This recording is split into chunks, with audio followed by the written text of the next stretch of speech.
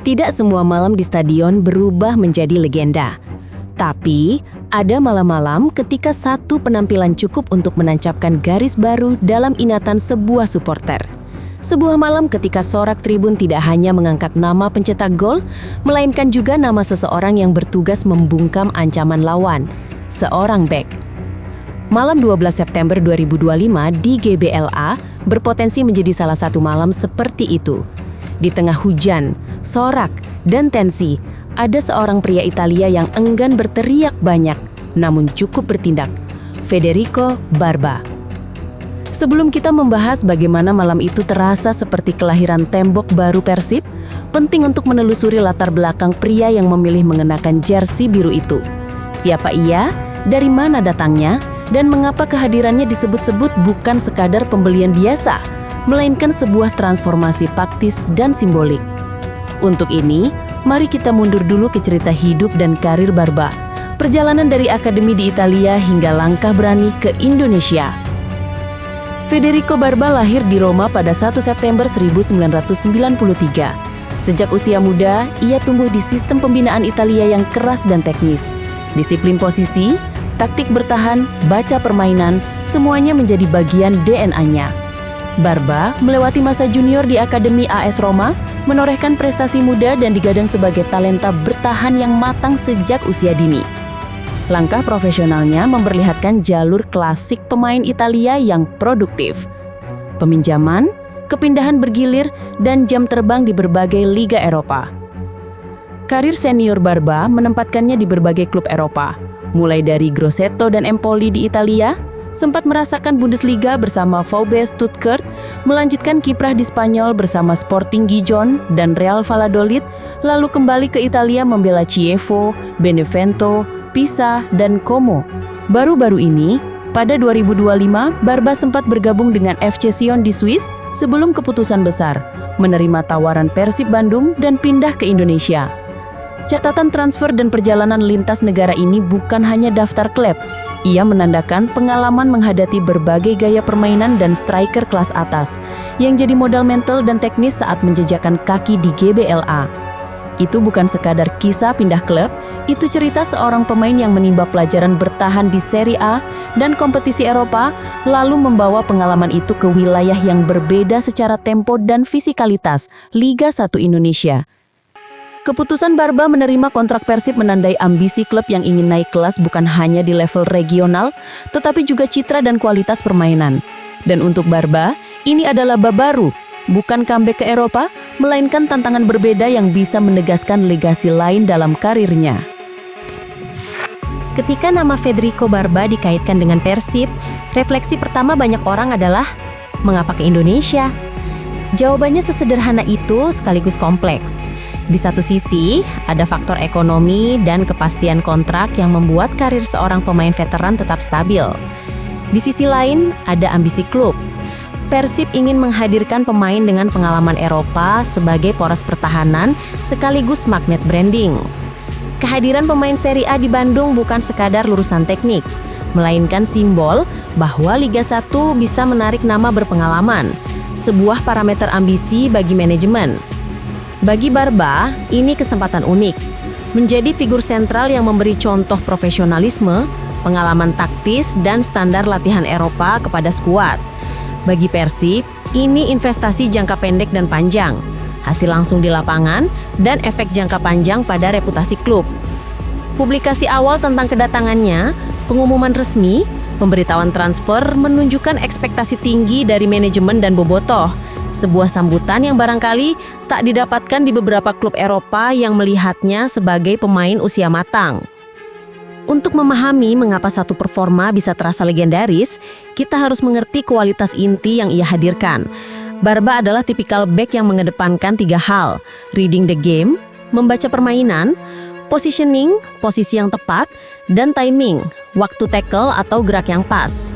Ini bukan keistimewaan yang muncul dari otot semata, melainkan hasil jam terbang melawan penyerang berkualitas di kompetisi top Eropa.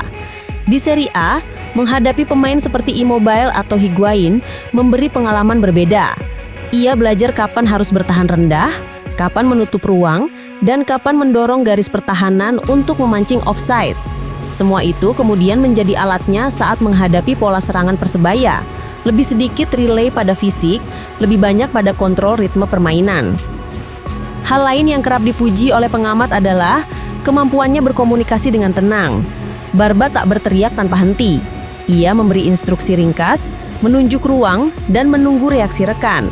Gaya kepemimpinan yang tenang inilah yang membuat bek-bek muda di sekitarnya bermain lebih percaya diri. Itu efek domino yang tak terlihat di statistik gol, tetapi nyata di keutuhan tim. Banyak laporan media dan reaksi bobotoh setempat menggambarkan debut Barba sebagai tenang, dominan, dan memimpin. Setelah laga Persib vs Persebaya, unggahan resmi klub dan beberapa liputan lokal menyoroti bahwa Barba langsung menjadi figur sentral, bukan sekadar stabil di lini belakang, tapi juga figur yang memberi rasa aman kepada tim. Pernyataan semacam ini muncul di media lokal dan akun resmi klub yang mengumumkan rekrutan barunya, serta pada laporan-laporan Batch Report yang menyebut debutnya solid. Penting, impresi ini adalah kombinasi dari pengamatan taktis dan reaksi publik. Media sosial dan thread penggemar penuh pujian, sementara beberapa analis menekankan, kita harus lihat konsistensi. Itu komentar realistis, satu pertandingan bisa menjadi momen, tetapi bukan jaminan karir. Namun ada alasan kuat mengapa malam debutnya terasa istimewa. Barba bukan sekadar mempertahankan bentuk individu, ia memberi struktur mental pada tim yang sering terombang-ambing dalam laga-laga besar. Pelatih memiliki bahasa yang berbeda. Ia berbicara lewat formasi, pergantian, dan instruksi pre-match. Dalam bahasa itu, Barba adalah kata kunci. Boyan Hodak yang dikenal pragmatis dan taktis, memilih membangun pondasi pertahanan yang memberi keleluasaan untuk menyerang. Memasukkan Barba berarti memberi izin bagi gelandang dan sayap untuk lebih berani karena ada figur yang mampu menutup kembali. Ini tak sekadar soal kemampuan 1 vs 1, ini soal pengaturan ritme transisi dan stabilitas saat kehilangan bola. Seorang bek seperti Barba memungkinkan pelatih menerapkan variasi, naikkan garis pertahanan pada momen tertentu, turunkan dalam skenario lain atau memancing lawan ke flank untuk memotong suplai. Gaya ini mengubah cara lawan melihat Persib. Bukan lagi tim yang reaktif, melainkan tim yang bisa mengontrol denyut permainan lewat stabilitas di lini belakang. Konsekuensinya, pergerakan pemain depan lebih taktis, tak sekadar mengandalkan sprint dan serangan langsung. Sepak bola bukan hanya angka di buku statistik, ia juga soal cerita yang dibawa keluar stadion. Ketika Bobotoh bernyanyi menyebut nama bek, itu menunjukkan perubahan naratif. Seorang bek yang dihormati memaknai hal yang lebih besar. Penghargaan terhadap kerja keras yang tak kasat mata, membersihkan bola, mematahkan serangan, menutup ruang rebound. Di era konten, momen semacam ini cepat viral. Klip pendek, meme, ulasan taktis, dan perdebatan di forum. Kedatangan Barba membawa pula faktor simbolik. Persib yang memanggil pemain Serie A menandakan bahwa klub ingin tampil dengan tingkat profesionalisme yang lebih tinggi. Sponsor, media luar, dan pemirsa internasional pun mengamati. Itu buka peluang baru, lebih banyak liputan, potensi sponsor besar, bahkan daya tarik bagi pemain asing lain untuk mempertimbangkan pindah ke Liga 1. Jadi efeknya tidak sekedar defensif di lapangan, ini strategi branding yang cerdas. Di antara Bobotoh, diskusi klasik muncul. Bandingkan Barba dengan bek-bek legendaris Persib, ini perdebatan emosional dan subjektif. Beberapa nama punya tempat masing-masing, kekuatan fisik, jiwa pemimpin, atau kemampuan mencetak gol dari bola mati. Barba menawarkan lapisan lain, pengalaman lintas liga top Eropa dan kemampuan membaca permainan yang sangat matang. Jika Renaissance Defender, yakni bek yang membentuk era diukur bukan hanya oleh trofi, tapi juga pengaruh kultur tim, maka Barba punya potensi menempati posisi tinggi. Tentu jika ia memperpanjang konsistensi penampilan. Namun membandingkan lintas generasi selalu sulit. Konteks era, lawan, dan ekspektasi berbeda.